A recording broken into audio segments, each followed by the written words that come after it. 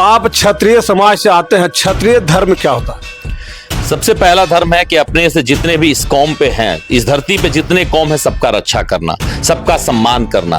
जितने भी आप 36 कौम को हम लोग को सम्मान करना है। 36 कौम के बावजूद भी अगर दूसरे कौम के भी लोग हैं, अगर वो अच्छा काम कर रहे हैं, किसी को नुकसान नहीं पहुंचा रहे, उनका भी सम्मान करना। हम लोग पहले किसी भी कीमत पे, हम क्षत्रियों का पहला काम होता है माँ बहन बेटी का रक्षा करना, इस देश का रक्षा करना, इस राज का रक्षा करना और तमाम असहाय लोगों को रक्षा करना कि जिसकी आपकी अपेक्षा है। क्षत्रियों का मतलब मुख्य रूप से ही होता है गरीबों का सहायता करना। आप अगर क्षत्रिय होकर क्षत्रियों को मदद कर रहे हैं तो इससे बहुत बड़ी बात नहीं है, ये तो बात होगी जात पात निभाने वाली बात। लेकिन आप अगर क्षत्रिय होकर उन गरीबों, असहाय और दूसरे समाज के लोगों को जब आप मदद करते हैं, तब क्षत्रियता का असली धर्म का पहचान बनता है। बस यही क्षत्रिय का मूल रूप है। आज क्षत्रिय के बेटी के साथ ही इतना बड़ा अन्याय हुआ है। क्षत्रिय लोग तो माँ बहन का इज्जत करते हैं और अच्छा करने का काम करते हैं।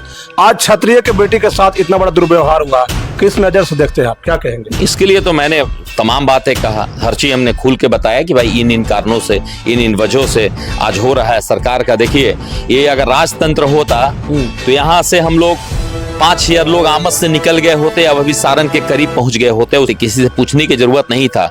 लेकिन ये लोकतंत्र है, यहाँ पे हर लोगों का सम्मान है। शेर भी इसी तालाब में पानी पिएगा तो हिरन भी पिएगा। शेर का डिफिनेशन मतलब जो कर्म से ऊंचा होता है वो शेर है, हिरन का मतलब जिसमें चंचलता होता है वो हिरन है। दोनों को आपस में बनता नहीं, चूंकि एक दूसरे का लोग निवाला बनाता है, मतलब हिरन को निवाला शेर बनाता है। लेकिन फिर भी इस लोकतंत्र का ताकत ने एक दूसरे को एकजुट करने का प्रयास किया है। अगर राजतंत्र होता तो यहाँ से घोड़ा होता, कंधे पे तलवार होता, माथे पे पगड़ी होता और उसके लिए माँ का आशीर्वाद लेके निकल गए होते उसके लिए। लेकिन ये लोकतंत्र में हम लोग को बांध के रख दिया गया है। तो लोकतंत्र में राज भाई जो भी इसमें सीएम हैं, इस राज का जो नेतृत्व कर रहे हैं, उनसे हम रिक्वेस्ट कर रहे हैं कि आप उस बच्ची को न्याय दिलवाने में कहीं से पीछे मत रहिए, नहीं तो बहुत बड़ा इस बिहार में हाहाकार मच जाएगा।